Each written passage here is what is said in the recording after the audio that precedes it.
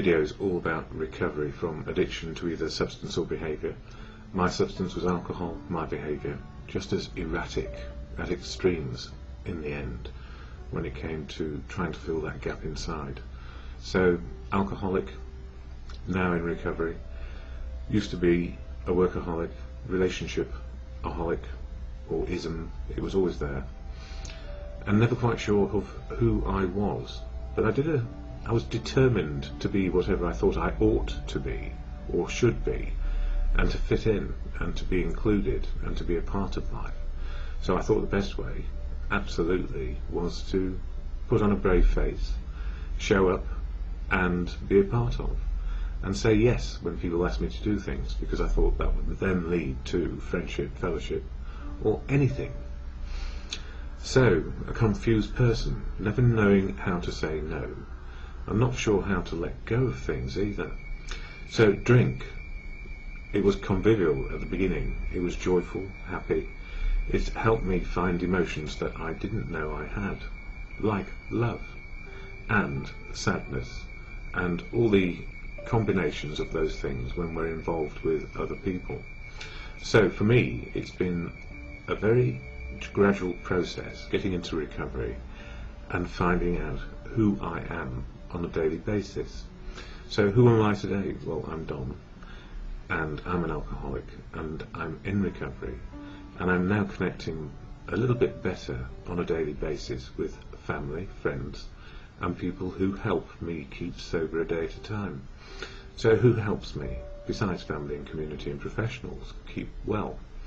Well, of course, the fellowship of AA, Alcoholics Anonymous, is integral to my sobriety, because it offers me a place to find how to keep sober a day at a time. So if I keep myself in the day, in the moment of now, I have a better chance of finding balance in my feelings, in my physical well-being, and getting in touch with spiritual living.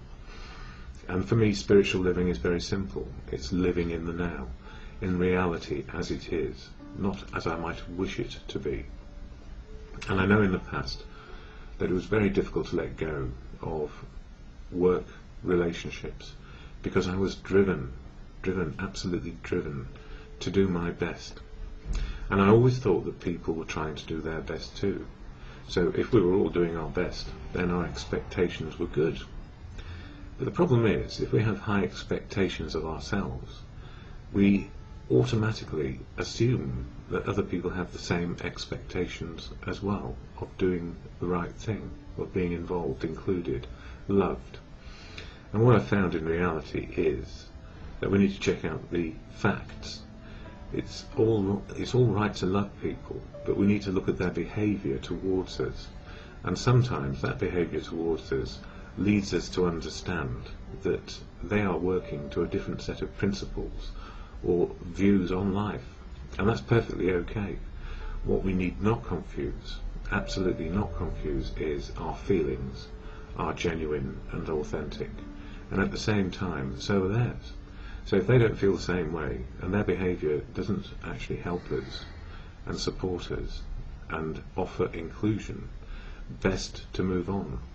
But that let go process, how to let go of people, means that we need to know and understand what love is. And, you know, if we love someone, set them free. And if somebody doesn't want to be in our company, that's all to the good.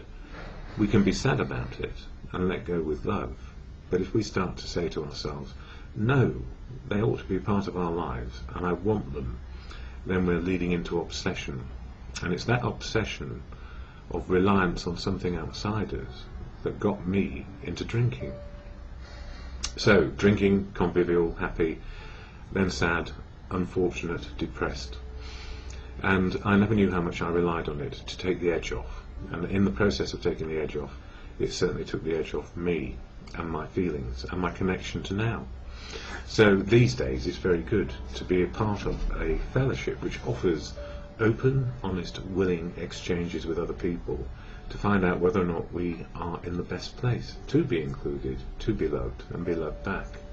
And if we're not, because the behaviour tells us so, then we move on. We get better life choices by letting go.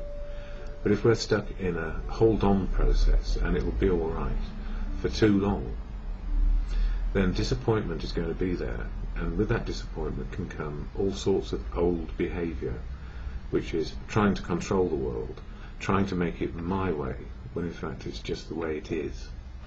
So recovery has taught me a lesson around balance, which is love those who love you back and be included with those who want to be included, rather than trying to make it so. And it's easier if we actually understand it's okay.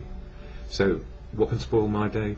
Well, dwelling on one aspect, which is, I suppose, a fault in me, or a defect, which is bringing up fear, making me put on a brave face and say, oh no, it's okay. But that's denial, and denial is there until we get acceptance. So denial is a most important part of the process of living. It's the I can't believe it moment into I accept the way it is today. So when we fall in love with a pop star or a film star because we admire them, we need to keep it in proportion, and the same applies to the people around us, especially if they're not feeling the same way. Now, isn't that simple? But isn't it hard? Isn't it hard because we want people to be part of our lives if we sort of admire and adore them? So, the Fellowship of AA, what does it do for me, and how does it help? I share the AA preamble here, and then a little bit of literature, which helps me share a message of experience, strength and hope. So here is the AA preamble, and I'm just checking the time. Alcoholics Anonymous is a fellowship of men and women who share their experience, strength and hope with each other, that they may solve their common problem and help others to recover from alcoholism. The only requirement for membership is a desire to stop drinking. There are no dues or fees for AA membership. We are self-supporting through our own contributions. AA is not allied with any sect, denomination, politics, organisation or institution. Does not wish to engage in any controversy, neither endorses nor opposes any causes. Our primary purpose is to stay sober and help other alcoholics to achieve sobriety. And I always read it rather than recite it, because then I'm in the moment and I'm reading the words rather than just being a reciter of something. So it's all about the action. And this book, Daily Reflections, it's about feelings and thoughts and how to keep sober. And January is all about step 1, powerless over alcohol when life is unmanageable. And I realise these days that I'm powerless over people, places and things in terms of controlling them. But I can make choices around what is going on, life choices based on reality, my spiritual connection to now. So, for January the 29th, the joy of sharing. Life will take on new meaning. To watch people recover, to see them help others, to watch loneliness vanish, to see a fellowship grow up about you, to have a host of friends. This is an experience you must not miss. We know you will not want to miss it. Frequent contact with newcomers and with each other is the bright spot of our lives. And the gift of that, as it says here, to know that each newcomer with whom I share has the opportunity to experience the relief that I have found in this fellowship fills me with joy and gratitude. I feel that all the things described in AA will come to pass for them, as they have for me, if they seize the opportunity and embrace the program fully, which is 12 steps to change our attitude and behaviour, open, honest and willing, and to be part of the fellowship, which is about unity, service and recovery. We give it to keep it. So, at the end of these videos, and the Serenity Prayer, prayer and meditation, so important whether you believe in God or not. Prayer and meditation offers clarity in our feelings and our thinking and our behaviour. And the Serenity Prayer to God or Good Conscience helps me on a daily basis accept the possible and the impossible. So here it is. God grant me the serenity to accept the things I cannot change, courage to change the things I can, and the wisdom to know the difference. Hopefully and sincerely, I hope it's just for today.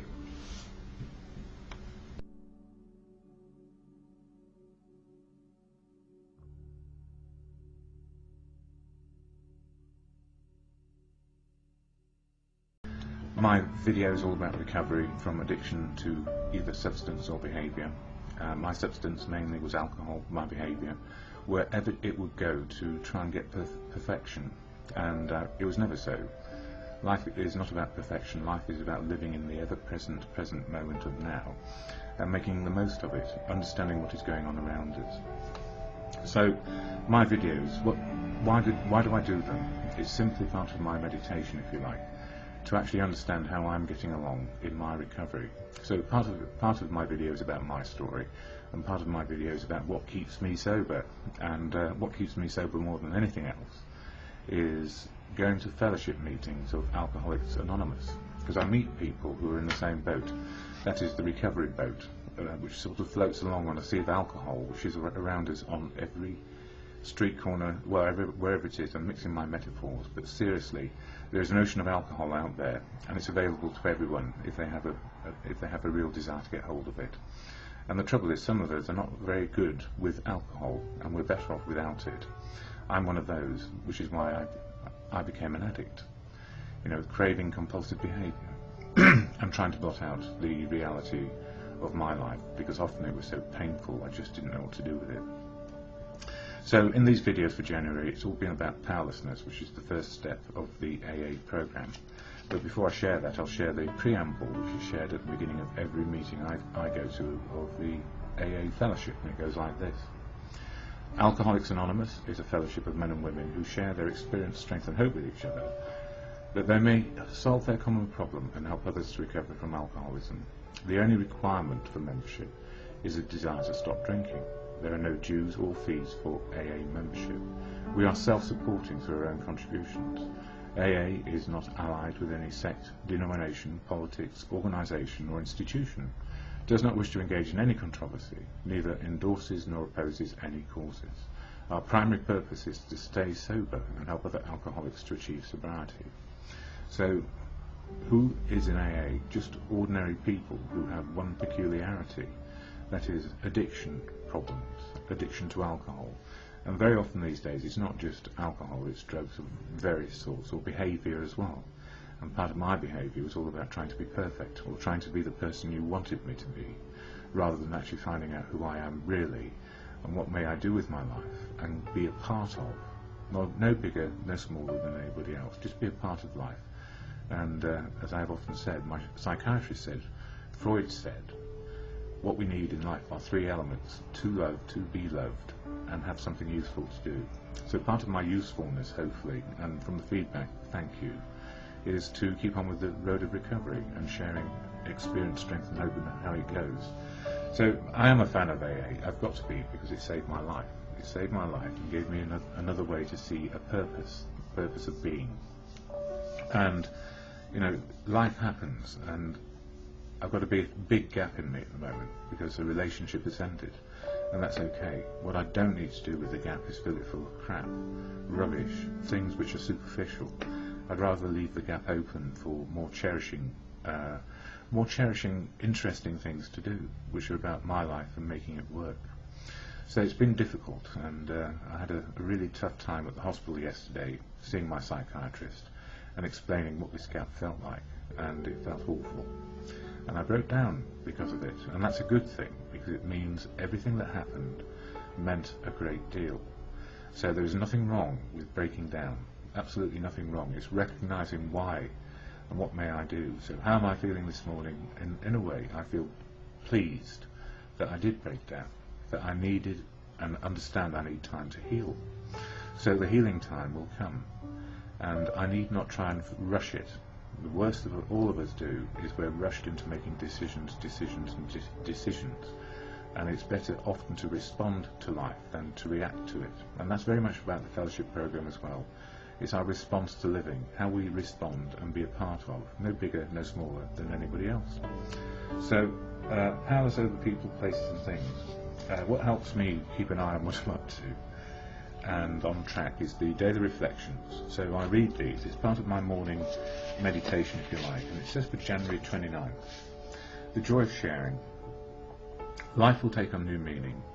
To watch people recover, to see them help others, to watch loneliness vanish, to see a fellowship grow about you, to have a host of friends. This is an experience you must not miss. We know you will not want to miss it. Frequent contact with newcomers and with each other is the bright spot of our lives. And that comes from AA's Big Book, page 89. It goes on to say, to know that each newcomer with whom I share has the opportunity to experience the relief that I have found in this fellowship fills me with joy and gratitude. I feel that all things described in AA will come to pass for them, as they have for me, if they seize the opportunity and embrace the program fully. And really the reason why I've concentrated on powerlessness during the month of January is any newcomer coming into the program really needs to understand this thing of powerless over alcohol and life being unmanageable when we drink. And if we actually learn that we are powerless over alcohol and then adopt our behaviour, which is not to drink, just one day at a time and stay in a one-day program, then we're on to a starting point with a 12-step program. And much humbug is talked about the 12 steps being very hard to do. Actually, they are not hard to do. They are good things that anybody can do to make life work. What fears us up is acknowledging where we've come from, our history, and what makes us able to change today. So if we acknowledge our history, which can be quite frightening, you know, all the things that alcohol helped us do, and how on earth are we going to be able to do that without that favourite substance in our life? And the simple answer is we get back to being what might be described as normal, not drinking and not trying to act out anymore, no more false bravado, less ego, less fear, and less putting on a brave face. That's me. Those are the things, that's the positive I get out of it. So I get a bit more courage, faith and confidence in the truth of now. And you know, the program talks about God quite often, and for me God is truth. That's a very good one, because you can't argue with the truth, and it keeps me trying to be open, honest and willing. And I'm also using, as Bill sees it, one of the co-founders of AA, their daily reading, if you like. And these are in no particular order, but in the book. So number 13, the shared gift. AA is more than a set of principles. It is a society, not organisation, of alcoholics in action, and that's action, not standing still. We must carry the message, or else we ourselves can wither, and those who haven't been given the truth may die. So truth, you know, truth spiritual. Spiritual truth. Yeah, God is love, God is truth. Faith is more than our greatest faith is more than our greatest gift. Its sharing with others is our greatest responsibility. May we of AA continually seek the wisdom and the willingness by which we may well fulfill that immense trust which the giver of all perfect gifts has placed in our hands. And the giver, I guess, that keeps on giving is God, and the giver in this case for me is truth. God is truth. So it hasn't been that hard for me to understand one or two more of the steps. And step 3 in the program of AA is quite a long passage actually in this book, 12 by 12. And if I can just find the front page, if I have time, I do. Yeah, here we are. Step 3. Made a decision to turn our will and our lives over to the care of God as we understood him. So the understanding of God is what your God is. It's your understanding of God, not anybody else's that counts. So you don't have to jump through a hoop and be kowtowing to somebody else's understanding of a religious or a spiritual belief. You make your own spiritual belief in the program and the God of your understanding, which is why I emphasize God is truth, God is love. Those are the things which count for me, truth and love. And on page 40 of the 12 by 12 it says,